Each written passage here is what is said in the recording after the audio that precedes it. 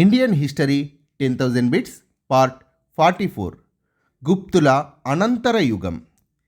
క్రీస్తు శకం 6వ శతాబ్దం మధ్యలో గుప్త సామ్రాజ్యం అంతమైన తర్వాత అనేక స్వతంత్ర రాజ్యాలు వెలిశాయి. ఇది రాజ్యం, ఇది రాజధాని. పుష్యభూతి రాజ్యం, రాజధాని స్థానేశ్వర్. మౌకరి రాజ్యం కనౌజ్. మైత్రిక రాజ్యం వల్లభి. కామరూప రాజ్యం ప్రాగ్ జ్యోతిష్యపురం. గౌడ రాజ్యం కర్ణసువర్ణ. గుప్తులు, మనం ఇంతకుముందు డిస్కస్ చేసుకున్న గుప్త సామ్రాజ్యంలోని గుప్తులకు వీరికి ఎలాంటి సంబంధం లేదు. వీరి రాజధాని పాటలీపుత్ర. బాదామి లేదా వాతాపి చాళుక్యులు. చాళుక్య అనే పేరుతో చాలా రాజ్యాలు ఏర్పాటయ్యాయి భారతదేశ చరిత్రలో. సో అందుకని చరిత్రకారులు వీరిని రాజధాని పేర్లతో గుర్తుపెట్టుకోవాలి అని సూచించారు. సో బాదామి లేదా వాతాపి చాళుక్యులు కర్ణాటకలోని బాగల్కోట జిల్లాలో బాదామి లేదా వాతాపి రాజధానిగా వీరు దక్కన్ని పరిపాలించారు. పల్లవ రాజ్యం కంచి రాజధానిగా దక్షిణ భారతదేశాన్ని పరిపాలించారు. సో వీటిలో ఇంపార్టెంట్ కింగ్డమ్స్ పుష్యభూతి రాజ్యం మరియు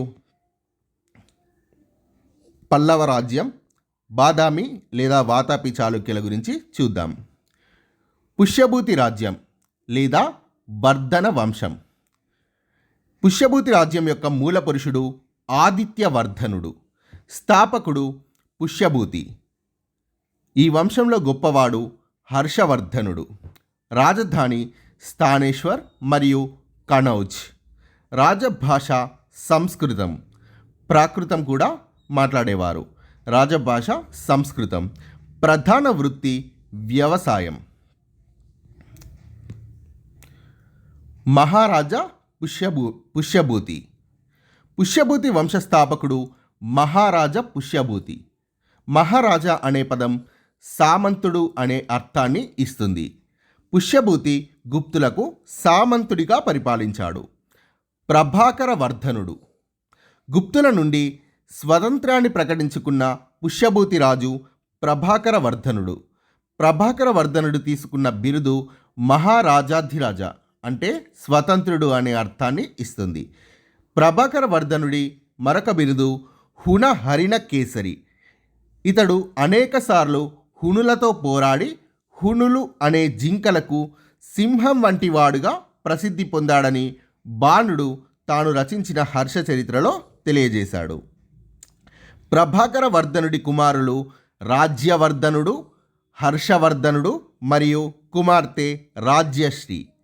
ప్రభాకర వర్ధనుడు తన కుమార్తె రాజ్యశ్రీని మౌకరి వంశస్థుడైన గృహవర్మకి ఇచ్చి వివాహం చేశాడు. రాజ్యవర్ధనుడు గురించి చూద్దాం. రాజ్యవర్ధనుడు, ఇది కొంచెం స్టోరీలా ఉంటుంది, సో పెద్దగా ఇంపార్టెంట్ కాదు, కానీ హర్షవర్ధనుడు గురించి తెలుసుకోవడానికి ఇది ఉపయోగపడుతుంది. రాజ్యవర్ధనుడు ప్రభాకర వర్ధనుడి జ్యేష్ఠపుత్రుడు, అంటే పెద్ద కుమారుడు. ఇతడి కాలంలో గౌడరాజు శశాంకుడు మరియు మాల్వా పాలకుడు దేవగుప్తుడు కలిసి మౌఖరి రాజ్యంపై దండెత్తి గృహవర్మను చంపి కనౌజ్ని ఆక్రమించుకొని రాజశ్రీని బంధిస్తారు. రాజశ్రీ ప్రభాకర వర్ధనుడి కుమార్తె మరియు హర్షవర్ధనుడు మరియు రాజ్యవర్ధనుల సోదరి. రాజశ్రీ తప్పించుకొని వింధ్య అడవుల్లోకి పారిపోతుంది. ఈ విషయం తెలుసుకున్న రాజ్యవర్ధనుడు కనౌజ్కి వెళ్ళి దేవగుప్తుని ఓడిస్తాడు. కానీ గౌడరాజు శశాంకుడి కుట్ర వల్ల రాజ్యవర్ధనుడు మరణిస్తాడు. ఇలాంటి క్లిష్ట పరిస్థితుల్లో క్రీస్తు శకం 606వ సంవత్సరంలో 16 ఏళ్ల వయసులో రాజపుత్ర అనే బిరుదుతో హర్షుడు సింహాసనాన్ని అధిష్ఠించాడు. హర్షుడు కామరూప రాజైన భాస్కరవర్మతో సంధి చేసుకొని కనౌజ్పై దండయాత్రకి వెళ్ళగా ఈ విషయం తెలుసుకున్న గౌడరాజు శశాంకుడు కనౌజ్ని వదిలి గౌడకి పారిపోతాడు. గౌడ రాజ్యానికి పారిపోయాడు శశాంకుడు. ఈ విషయం తెలిసి హర్షుడు రాజశ్రీని తిరిగి తీసుకువచ్చిన తర్వాత స్థానేశ్వర్ మరియు కనౌజ్ రాజ్యాలను ఏకం చేసి శీలాదిత్య అనే బిరుదుతో రెండవసారి పట్టాభిషేకం చేసుకొని కనౌజ్ రాజధానిగా పరిపాలించాడు. సో హర్షవర్ధనుడు మోస్ట్ ఇంపార్టెంట్. క్రీస్తు శకం 606 నుంచి 647 వరకు. హర్షవర్ధనుడు ప్రభాకర వర్ధనుడి రెండవ కుమారుడు. హర్షవర్ధనుడి సామ్రాజ్యం పశ్చిమాన సౌరాష్ట్రలోని వల్లభీ రాజ్యం వరకు, తూర్పున అస్సాం సరిహద్దు వరకు వ్యాపించింది. దక్షిణాన నర్మదా నది సరిహద్దుగా ఉంది. దక్షిణాన నర్మదా నది వద్ద జరిగిన ఒక యుద్ధంలో రెండవ పులకేశి చేతుల్లో హర్షవర్ధనుడు ఓడిపోతాడు. సో నర్మదా వద్దనే ఆగిపోతాడు. సో దక్షిణం వైపుకు ఇతని విజయాలు ఉండవు. సో ఉత్తరాన ఒక పంజాబ్ మినహా మిగతా ప్రాంతమంతా హర్షవర్ధనుడి సామ్రాజ్యంలో భాగమైంది. హర్షవర్ధనుడి గురించి సమాచారం ఇస్తున్న గ్రంథాలు: హర్ష చరిత్ర, బాణుడు లేదా బాణభట్టు, సియూకి, హుయాన్ సాంగ్, ఐహోలు శాసనం, రెండవ పులకేశి, హర్షవర్ధనుడు, నాగానందం, ప్రియదర్శి మరియు రత్నావళి. ఈ మూడు కూడా సంస్కృతంలో రచించబడ్డాయి.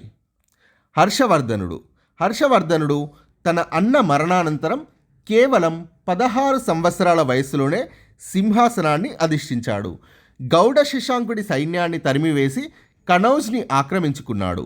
రాజధానిని స్థానేశ్వర్ నుండి కనౌజ్కి మార్చాడు. బెంగాల్, బీహార్, అస్సాం, ఒరిస్సా మరియు గుజరాత్ రాజ్యాలను జయించి ఉత్తర భారతదేశంలో అత్యంత బలమైన రాజ్యాన్ని నిర్మించాడు. దక్కన్ని పరిపాలిస్తున్న బాదామి చాళుక్య రాజైన రెండవ పులకేశితో యుద్ధం చేసి ఓడిపోయాడు. ఈ యుద్ధం క్రీస్తు శకం 612లో నర్మదా నది ఒడ్డున జరిగింది. ఈ విషయాన్ని ఐహోలు శాసనం తెలియజేస్తుంది. హర్షవర్ధనుడు స్వయంగా కవి మరియు కవి పోషకుడు. హర్షవర్ధనుడు రచించిన 3 సంస్కృత నాటకాలు నాగానందం, ప్రియదర్శి మరియు రత్నావళి.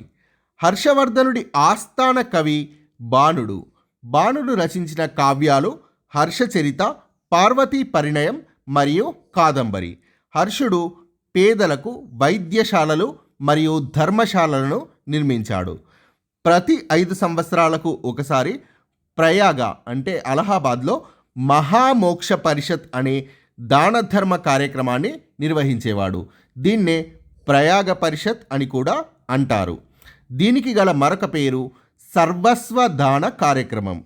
ఇందులో భాగంగా హర్షవర్ధనుడు తన సంపదనంతా పేదలకు పంచి కట్టుబట్టలతో కనౌజ్కి తిరిగి వెళ్ళేవాడు. హర్షవర్ధనుడు తన కాలంలో మొత్తం 6 పరిషత్లను నిర్వహించగా హుయాన్ సాంగ్ మరియు కామరూపరాజు భాస్కర వర్మ 6వ పరిషత్కు హాజరయ్యారు. క్రీస్తు శకం 643వ సంవత్సరంలో గంగానది ఒడ్డున ఉన్న కనౌజ్లో కనౌజ్ మహాసభ అనే సర్వమత సమ్మేళన సభను హర్షవర్ధనుడు నిర్వహించాడు. దీనికి అధ్యక్షుడు హుయాన్ సాంగ్. ఈ సమావేశం 23 రోజుల పాటు జరిగింది. ఈ సర్వమత సమ్మేళనానికి భాస్కర వర్మతో పాటుగా 18 రాజ్యాల రాజులు హాజరయ్యారని తన సియుకి గ్రంథంలో హుయాన్ సాంగ్ పేర్కొన్నాడు. హుయాన్ సాంగ్ హర్షవర్ధనుడి కాలంలో భారతదేశానికి వచ్చాడు. క్రీస్తు శకం 630 నుండి 644 మధ్య భారతదేశంలో పర్యటించి సియుకి అనే గ్రంథాన్ని హుయాన్ సాంగ్ రచించాడు. హుయాన్ సాంగ్ మరియు రాజశ్రీల ప్రభావంతో హర్షవర్ధనుడు శైవమతాన్ని వదిలిపెట్టి మహాయాన బౌద్ధ మతాన్ని స్వీకరించాడు. హర్షవర్ధనుడు చైనాతో దౌత్యపరమైన సంబంధాలను కొనసాగించాడు. ఇది హర్షవర్ధనుడికి ఉపయోగపడుతుంది, హర్షవర్ధనుడి వారసులకి. హర్షవర్ధనుడి తర్వాత పుష్యభూతి వంశం గురించి సమాచారం లేదు. చైనా గ్రంథాల ప్రకారం అరుణాశ్వ అనే అధికారి హర్షుడి వారసుల నుండి అధికారాన్ని హస్తగతం చేసుకోగా చైనా చక్రవర్తి పంపించిన వ్యాన్ యువాన్ సే అనే సేనాని అరుణాశ్వను ఓడించి హర్షుడి వారసులకు రాజ్యాధికారాన్ని అప్పగించాడు. హర్షవర్ధనుడి బిరుదులు. సో కొంత అడిషనల్ ఇన్ఫర్మేషన్తో క్వశ్చన్స్ చూద్దాం. హర్షవర్ధనుడి బిరుదులు రాజపుత్ర, శీలాదిత్య, సకలోత్తర పదేశ్వరుడు. మూడవ అశోకుడు అని ఎవరిని అంటారు? హర్షవర్ధనుడిని. రెండవ అశోకుడు అని కనిష్కుడిని అంటారు. వీరు అశోకుడిలా బౌద్ధ మతానికి సేవలు చేసినందున మూడవ అశోకుడు అని హర్షవర్ధనుడిని, రెండవ అశోకుడు అని కనిష్కుడిని అంటారు. గౌడ శశాంకుడి సైన్యాన్ని తరిమివేసి కనౌజ్ని ఆక్రమించుకున్నది హర్షవర్ధనుడు. హర్షవర్ధనుడు రాజధాని స్థానేశ్వర్ నుండి ఎక్కడికి మార్చాడు? కనౌజ్కి. మాల్వాపై దండెత్తి దేవగుప్తుడిని ఓడించినది హర్షవర్ధనుడు. భారతదేశంలో మొదటిసారిగా జలచక్రాలు అంటే నీటి యంత్రాలు ఎవరి కాలంలో వాడుకలోకి వచ్చాయి? హర్షవర్ధనుడి కాలంలో. ఈ జలచక్రాలను తులా యంత్రాలు అని అనేవారు. హర్షవర్ధనుడిని ఓడించిన బాదామి చాళుక్య రాజు పులకేశి II లేదా రెండవ పులకేశి. రెండవ పులకేశి తన ఐహోలు శాసనంలో సకలోత్తర పదేశ్వరుడైన హర్షుడిని ఓడించానని తెలియజేశాడు. ఈ ఐహోలు శాసనాన్ని రచించినది రెండవ పులకేశి ఆస్థాన కవి అయిన రవికీర్తి. హర్షవర్ధనుడు రచించిన నాటకాలు నాగానందం, ప్రియదర్శి మరియు రత్నావళి. ఇవన్నీ కూడా సంస్కృత నాటకాలు. హర్షవర్ధనుడి ఆస్థాన కవి బాణుడు. హర్షచరిత, పార్వతీ పరిణయం మరియు కాదంబరి అనే సంస్కృత కావ్యాలను రచించినది బాణుడు. హర్షవర్ధనుడు ప్రతి 5 సంవత్సరాలకు ఒకసారి ప్రయాగనగరం అంటే ప్రయాగనగరం అలహాబాద్లో నిర్వహించే దానధర్మ కార్యక్రమం పేరు మహామోక్ష పరిషత్. ఈ దానధర్మ కార్యక్రమంలో భాగంగా తన సంపదనంతా పేదలకు పంచేవాడు. హర్షవర్ధనుడు క్రీస్తు శకం 643 సంవత్సరంలో నిర్వహించిన సర్వమత సమ్మేళన సభ పేరు కనౌజ్ మహాసభ. హర్షవర్ధనుడు నిర్వహించిన కనౌజ్ మహాసభకు అధ్యక్షుడు హుయాన్ సాంగ్. హుయాన్ సాంగ్ మహామోక్ష పరిషత్ యొక్క 6వ సమావేశానికి హాజరయ్యాడు.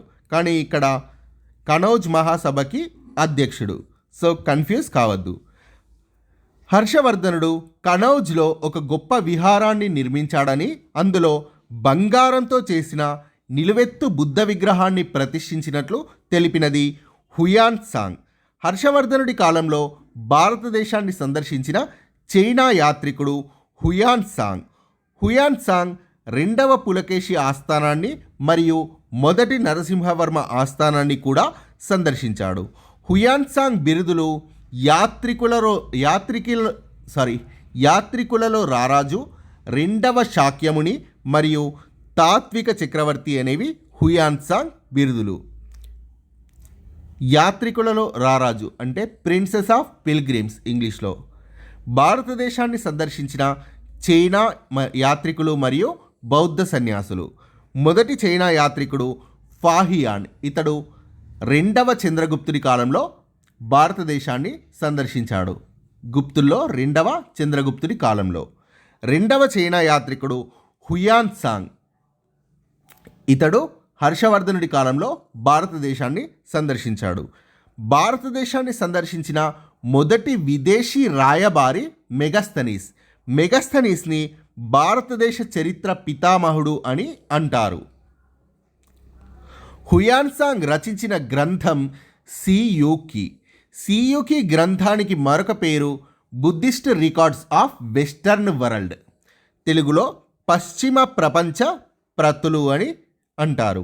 ఎవరి ప్రభావంతో హర్షవర్ధనుడు మహాయాన బౌద్ధ మతాన్ని స్వీకరించాడు? హుయాన్ సాంగ్ మరియు తన సోదరి అయిన రాజశ్రీ ప్రభావంతో. ఉత్తర భారతదేశాన్ని పరిపాలించిన చివరి హిందూ చక్రవర్తి హర్షవర్ధనుడు. ఉత్తర భారతదేశ చరిత్రలో చివరి గొప్ప హిందూ సామ్రాజ్య నిర్మాత హర్షుడు అని పేర్కొన్న చరిత్రకారుడు ఆర్సి మజుందార్. మహమ్మద్ ప్రవక్తకు సమకాలీనుడైన భారతీయ పాలకుడు హర్షవర్ధనుడు. పరిపాలనా సౌలభ్యం కోసం హర్షవర్ధనుడు తన సామ్రాజ్యాన్ని ఏ విధంగా విభజించాడు? భుక్తి, విషయ మరియు గ్రామాలుగా. పరిపాలనా విభాగం మరియు అధిపతి. భుక్తికి అధిపతి ఉపాధికుడు, విషయకు అధిపతి విషయపతి, గ్రామానికి అధిపతి, గ్రామాధ్యక్షుడు. హర్షవర్ధనుడి కాలంలో స్థానిక పరిపాలనను ఎవరు చూసేవారు? భోగపతి, ఆయుక్త మరియు ప్రతిపాలకుడు స్థానిక పరిపాలనను చూసేవారు. హర్షుడి కాలం నాటి సామంతులను ఏమని పిలిచేవారు? మహాసామంత లేదా సామంత మహారాజా. హర్షుడు నలంద విశ్వవిద్యాలయానికి 100 గ్రామాలను దానం చేశాడని తెలియజేసినది హుయాన్ సాంగ్. నలంద విశ్వవిద్యాలయం. నలంద విశ్వవిద్యాలయాన్ని స్థాపించినది కుమారగుప్తుడు. నలంద విశ్వవిద్యాలయం మహాయాన బౌద్ధ మతానికి చెందినది. చైనా యాత్రికుడైన హుయాన్ సాంగ్ ప్రకారం 8500 మంది విద్యార్థులు మరియు 1500 మంది ఉపాధ్యాయులు ఇక్కడ ఉండేవారు నలంద విశ్వవిద్యాలయంలో. నలంద విశ్వవిద్యాలయంలో 3 గ్రంథాలయాలు ఉన్నాయి. అవి రత్నధృతి, రత్నరంజక మరియు రత్నసాగర. సో ఈ 3 గుర్తుపెట్టుకోండి. 4 ఆప్షన్స్ ఇచ్చి ఇందులో కానిది ఏది అని అడిగితే బిట్ పోతుంది. సో నలంద విశ్వవిద్యాలయానికి అధిపతులుగా పనిచేసినది ధర్మపాల, శీలభద్ర మరియు ధర్మకీర్తి లాంటి గొప్ప బౌద్ధ పండితులు. నలంద విశ్వవిద్యాలయాన్ని ఆక్స్ఫర్డ్ యూనివర్సిటీతో పోల్చుతారు.